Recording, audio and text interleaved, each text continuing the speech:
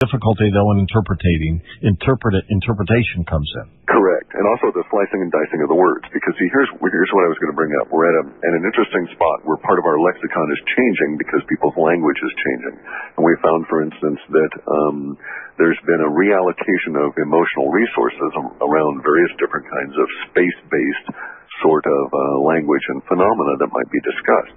And so we've actually had to separate space out into a subset within a particular entity associated with Earth, and that's like all of the official space things that NASA admits to and this kind of thing. And then we have this other entity, which we won't go into because he has a rather rude name. And but that entity is for all the unknown kind of things and all the officially denied kind of things, which is just growing exponentially. When we first started this in '97, started running data, I kept track of a number of different outliers, we called them. And one of the things was around 1999, shifting into the year 2000, we had a sudden uptick of about 10,000% globally in UFO discussion. And so we knew something was going to start popping up relative to that. And it is. And it is. It's absolutely incredible. Do you think you could be accused of helping Big Brother? Well, I don't see how. I mean, it's possible that the stuff that we put out could be misused, but it'd be like you can make the same claim to Smith & Wesson, right? I mean, they're producing a tool, et cetera, but the nature of the tool is perhaps not the best thing that humans should be putting out there. We try and do the best we can within the stated range of what we're willing to provide to our clients. For instance, our clients, there are very few people that really support the whole operation. And a number of them read for economic or money kind of indicators. So in that sense, these people might be connected to Big Brother and be part of the whole, sure, elite. The Illuminati. Correct. And they're moving along a little bit more and getting a little bit brighter in their illumination simply because of the stuff that they're picking up from us. But that could be true of anyone. Okay, well, stay with us. We're going to come right back. We're going to talk about future descriptors, predictors, and, of course, as I just mentioned, Bill Pinkney, the last surviving member of the Drifters, is dead at the age of 81. And welcome back to our holiday show. I'm George Norrie with George Ure and Clif. They are with us. And by both of you, by the way, thanks for spending your July 4th night with us. I appreciate that. Oh, our pleasure. Yeah, no problem. Okay, let's talk about some of the events looking forward in the most immediate future, if we can, both of you, economically, weather-related, and human-related, of course, as well. How do you want to pick that up, George or Clif?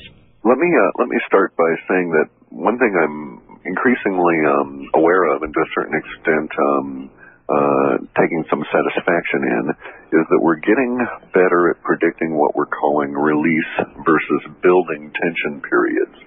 So we can give you a date based on our data at the moment when, right at the moment we're in what we call a release period, where lots of the language you're going to see in the press is all about secrets revealed and kind of emotional language about people getting all upset and releasing those emotions. Like any given item in any given story, you're going to get a lot of emotional reaction out of it.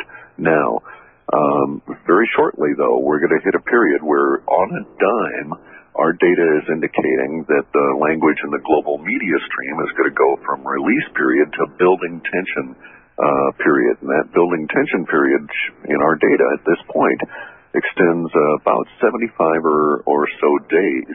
And so this should be kind of a noticeable thing. Now, we're not saying that there's a tipping point coming, but it has a greater level of emotional potential than was involved in the tipping point that we discovered prior to the September 11th. I do not wish to be obscure or unclear because I am specifically not alluding to a potential event per se. What we do have is that this sudden turnaround, which actually comes on, according to our data, on September 19th, UTC at about between 5 a.m. and 6:15 a.m., that's when our data shows that the language will shift over from release to build.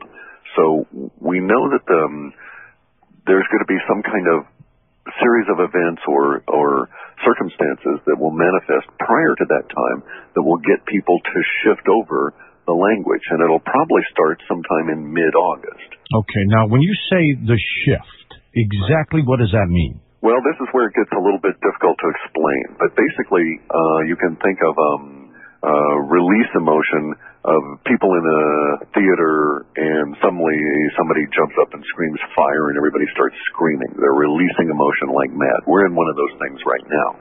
Okay, or the alternate, the building tension is they're sitting in the theater and it was a very well-made movie, and the movie is a scary horror film, and they're all of a sudden gasping as they, you know. And that's a building tension kind of a reaction. Okay, so that's what you're interpreting, that's what you're seeing? That's what we're seeing. Now, we know that at least 1/3 of that value has to do with what we're calling the near-death experience of the dollar, which is undergoing right now. And we've been predicting this for, George will have to give me some help. Yeah, it's pretty close to 2 years. And again, one of the things that's important here, George, is remember the longer vision we have of an event before it arrives, generally the bigger it is. And so when some of the language goes to the idea of employment crash, near-death experience for the dollar, strength in the precious metals, those kinds of things, we really paid pretty close attention to it just because it means so much to so many people. Okay. Now, help me out here, though, in terms of some specifics. You know, as you picked up earthquakes, as you've picked up plane crashes, as you've picked up, you know, the anthrax scare, you've got to be feeling some specifics here. We have some specifics. We have indications that the horrid flooding is still continuing. But let me also state that we've had a shift in our language over the past probably year to where a lot of the flooding events, as may be expected, are now no longer individual events. They're all blurring into this global flooding situation. Okay? All right. So under that kind of an understanding, what we're getting is a situation where the immediacy and the short-term values are indicating that the flooding is going to continue, right, and we're going to be joined by one very nasty wind-driven damage situation. The flooding will continue to the point where we get into some trouble with numbers because numbers don't go through the archetypes too well. So, for instance, the pre-Katrina Rita FEMA disaster, we predicted 13 million would be in what we called the diaspora, which was the dispersion of the peoples. And in reality, it was 1.3 million people that were evacuated, and who knows how many people, 230,000 families, that were relocated. So you see our numbers were off. And so given that error rate, we're now getting numbers that are saying that, well, maybe 7 million people are going to be displaced by flooding. Doesn't necessarily mean permanent, but there is this language showing up again for another diaspora. So we're kind of thinking that maybe there's going to be another large hurricane event, and at the other side of the hurricane, the commentary coming from what we call the global media stream will be more focused on the wind damage than the water damage. So unlike the Katrina kind of a thing, it won't be a storm surge that will create the most chaos or the most words in the press, really. It'll be the winds. And this is seemingly showing up before or slightly around the fall equinox. So before September 20th or thereabouts. And if I remember correctly, Clif, doesn't that also include going as far north as the Canadian border, some reference to a big push inland, of course, yes. Yeah. Now, we have to say we always err on the side of the extreme because our data has a tendency to be concentrated into a thick, syrupy mass of negative values, and it is hard for us to get the reality out of that. But we do tend to get the descriptors right. So it may not get all the way to the Canadian border with damage, but the storm may finally peter out at the Canadian border. And what's our time frame here? Sometime around September, before, let's say, the end of September, it appears to be associated with the equinox. Okay. We find that in spite of their protestations otherwise, humans have a tendency to have language that clusters around major solar and lunar events. Okay, let me give you some topics, and then you tell me if you feel or see them, maybe elaborate on them with a date or two. How about health? Any health issues? We're seeing that there's a lot of language indicating that in the January to March period of 2008 pandemic is going to resurface with some seriousness. Really? Bird flu. Bird flu and then something else as well. We're not really sure. Part of that, though, also includes... And that could be merely discussion of, right? Doesn't necessarily mean a pandemic will occur. It could be people may be talking about it then.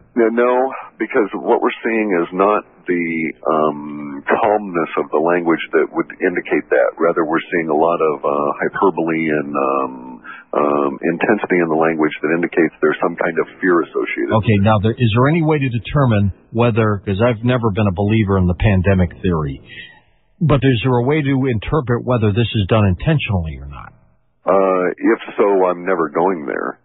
Intent is something I don't go to. That you don't go. You won't go, or you don't go. I won't go. There's a lot of things I won't do. I'm a rather nasty, stubborn individual in that regard. All right, can't pull you there, huh? Correct. Now, let me also state, though, that we have another health issue that's arising that'll come up over fall with some vengeance, which we're calling fungus among us.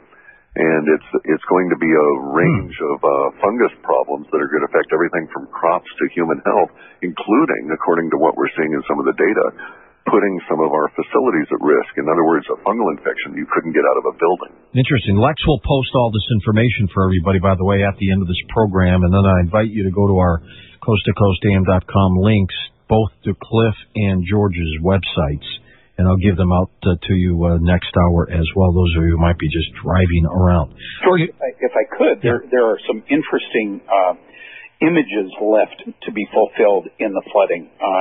When we talked about flooding back in early January to come, and in even earlier work, there was talk about seeing airplanes interlocked in a flood. And we had those kind of images fulfilled out of Peterborough, New Jersey. There were some dramatic pictures of airplanes sitting on flooded runways. Clif, you've got something coming up having to do with fires on roofs and so forth? Yeah, we're seeing as part of the displacement, which may end up also being another situation of a diaspora, where people are dispersed more or less permanently. We're seeing a situation of a flood that under the circumstances, it's either cold or it's of such a long duration that people find it necessary to build camp and cooking fires on their roofs because that's where they're camped out, basically. So you don't see like a firebomb or an asteroid that may cause a fire on roofs? Well, okay, we have to look at it this way. No, actually, we've gotten those questions before, and I don't know that humans would be capable of predicting that sort of thing. Now, let's assume that all of the energy... But the mass consciousness might be able to. Yeah, that's just what I was going to get to. Let's assume that all of the energy that's going to account for the sudden turn in September 19th, early in the morning, was related to a giant castaway space alien object that was going to impact the Earth. Well, the information we're getting shows that there's some kind of building tension that's got values that's got everybody's attention, and that we're all basically kind of wondering what's going to happen next, kind of a thing. And so we might get a lot of the descriptors of after the fact, but